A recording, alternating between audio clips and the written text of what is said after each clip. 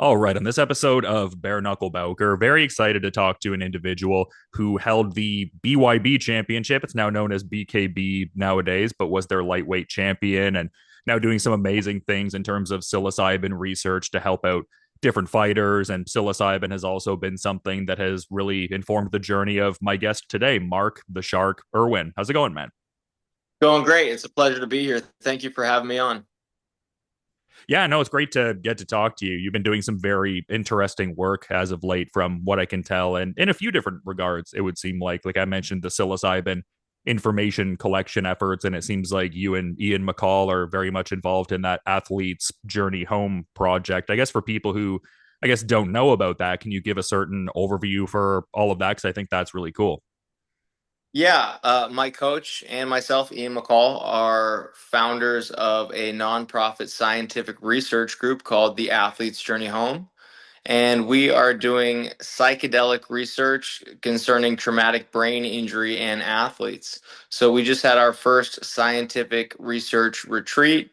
We took 8 high-level athletes, all from different backgrounds. There was myself, we had a UFC fighter, we had an Olympic gold medalist, bobsled champion, and other athletes, a world-class surfer, all of whom have had traumatic brain injuries. And we brought them to Portland, Oregon at the Experience Onward Center, headlined by Daniel Garcia, who himself was a former 2-time Stanley Cup winner. And we put all the athletes through psilocybin therapy.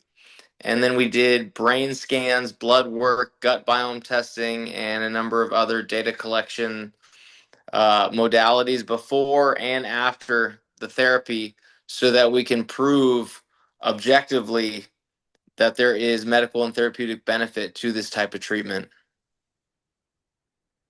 Yeah, it just seems like it's so multifaceted because it seems like so far it's helped with, I guess, neuroplasticity, reduced inflammation, tau protein breakup, things of that nature. So it just seems like incredible stuff that's, I mean, transpiring now, but I mean, still in the works and probably even more revealed in the research data to come.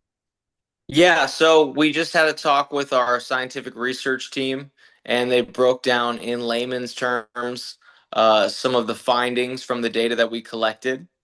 And we can see that all of the athletes who reported, by the way, having lower levels of depression, anxiety, and an overall increased level of mental health. Um, we could see changes in the brain physically. As far as the prefrontal cortex, we see there's an asymmetry that transpires in the brain when people are struggling with depression, anxiety, and things like that. And magic mushrooms actually helps to offset that asymmetry and bring the brain back into balance and better alignment. And we can see that through the brain imaging scans that we did.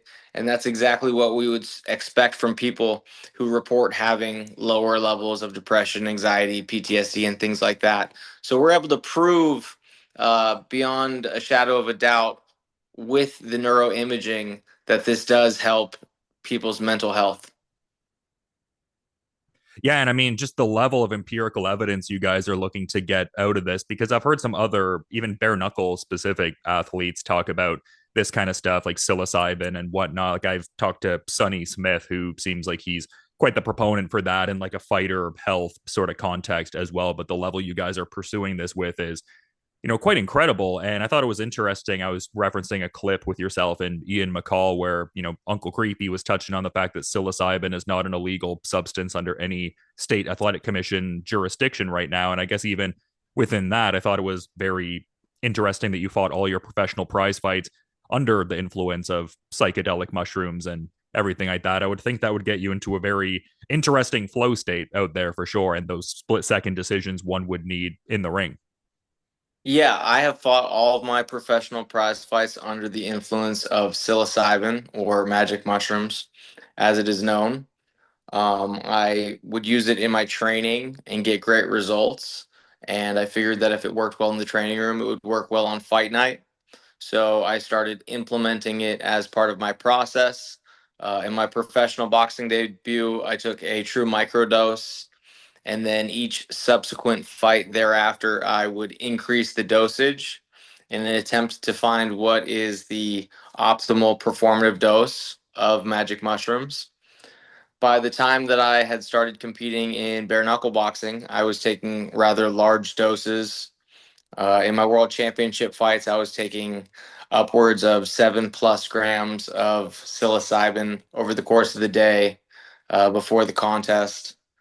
And psychedelic mushrooms helped me achieve great things in combat sports. I found that it was very beneficial in helping me get into my flow state.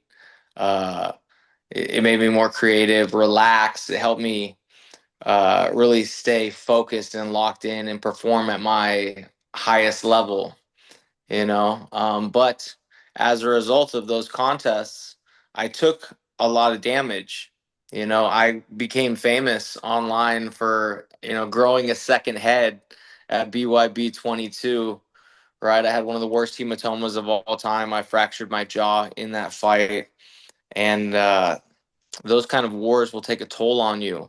So now, on the other side of it, we're using those same compounds to try and help heal my brain of the damage that I incurred while fighting and taking psychedelic mushrooms.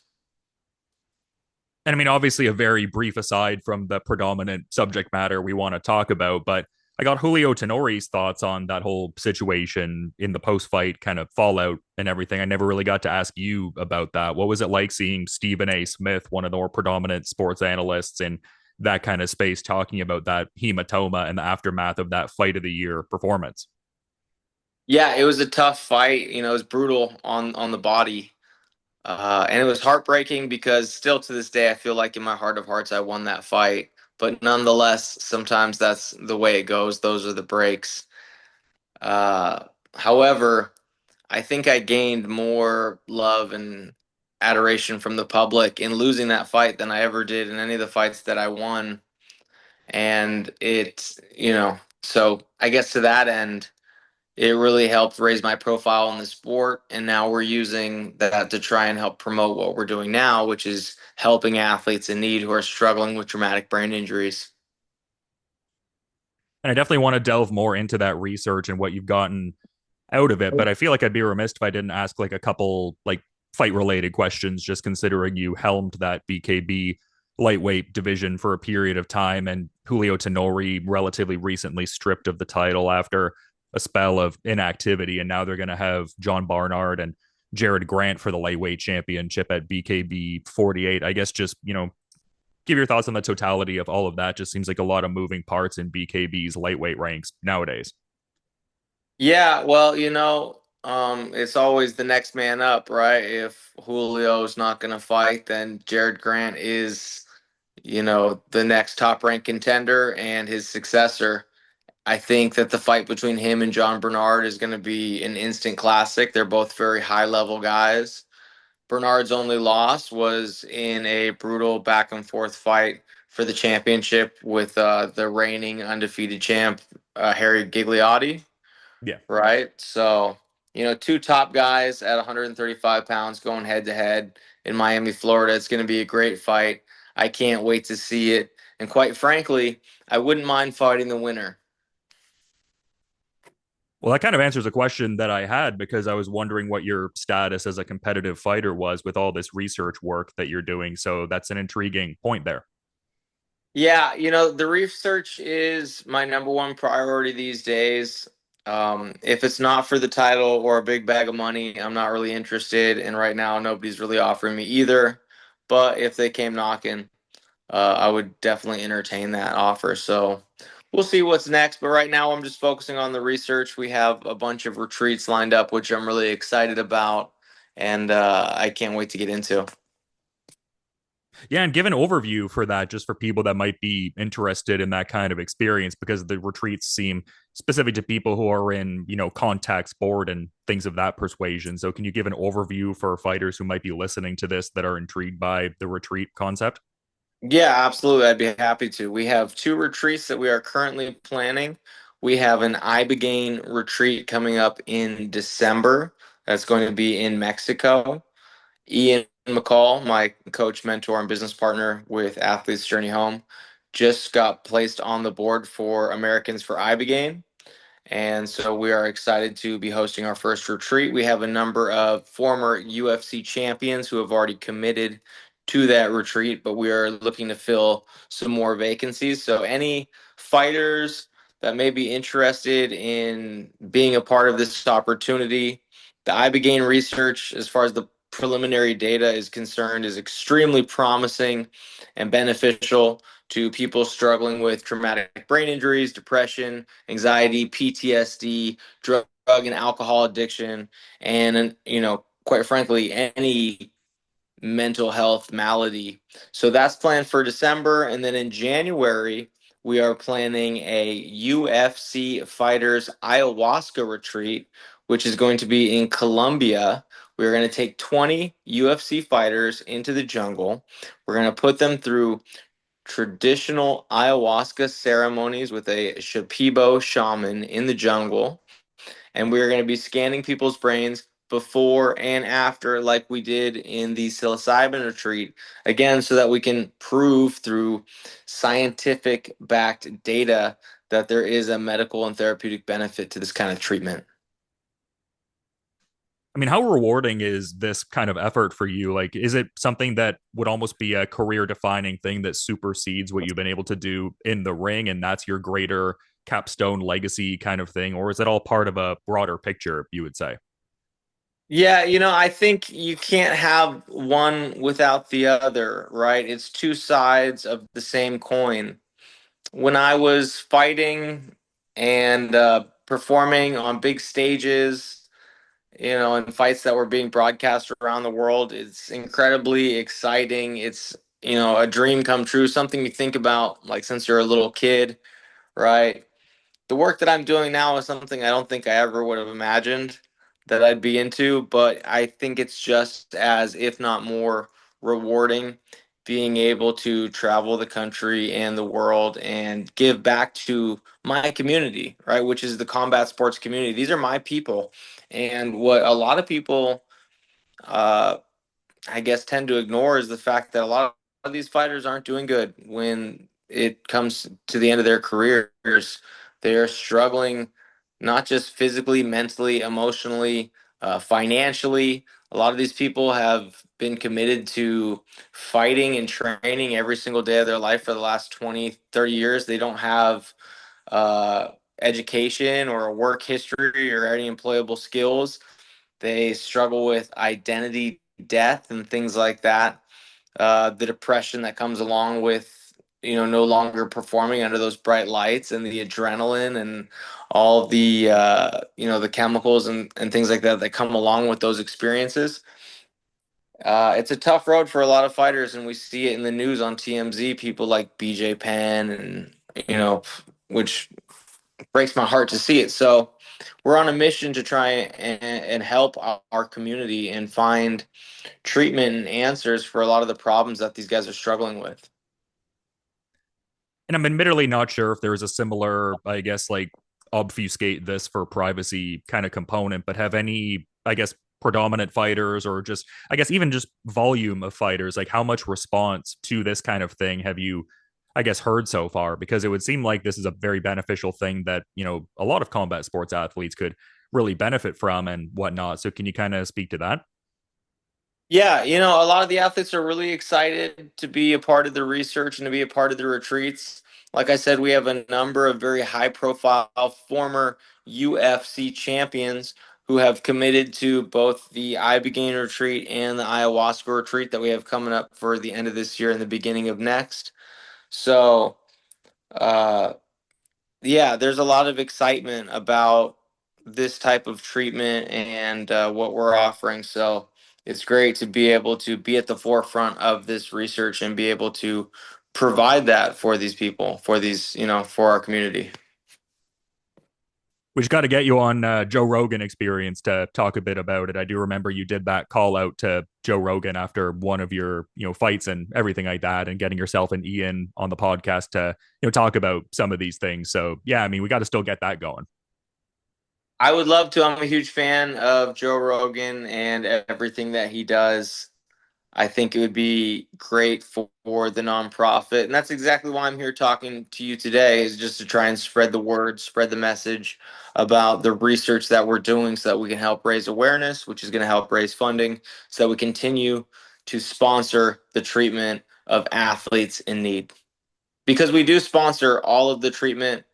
Ian and I run this nonprofit, but we don't take a salary, right? All of our research has been done through donations. We're not making any money off this. We are sponsoring the treatment of these athletes. We're paying to fly them out. We're paying to board them in the retreats, feed them, provide the medicine, provide integration coaching. Everything, right, is covered so that we can provide this to people in need that might not be able to afford these types of resources otherwise. Because that's the other thing. A lot of people are under the impression that these athletes are rich because they're famous, and a lot of times that's just not the case. So, yeah, and if anyone's interested, they can go to athletesjourneyhome.com to donate or to learn more about the research and what we're doing.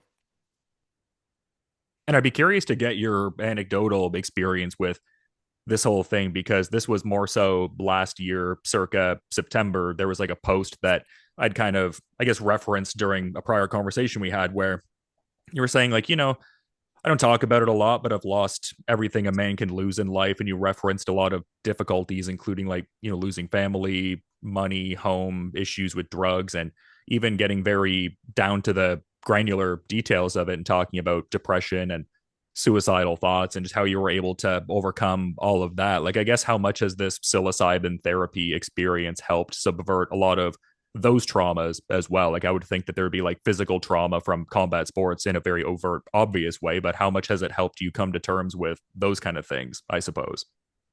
That's a great question. As far as emotional trauma, we can see through the scans and the neuroimaging that we do that it manifests itself in the brain very similarly to how physical trauma will show up on these scans.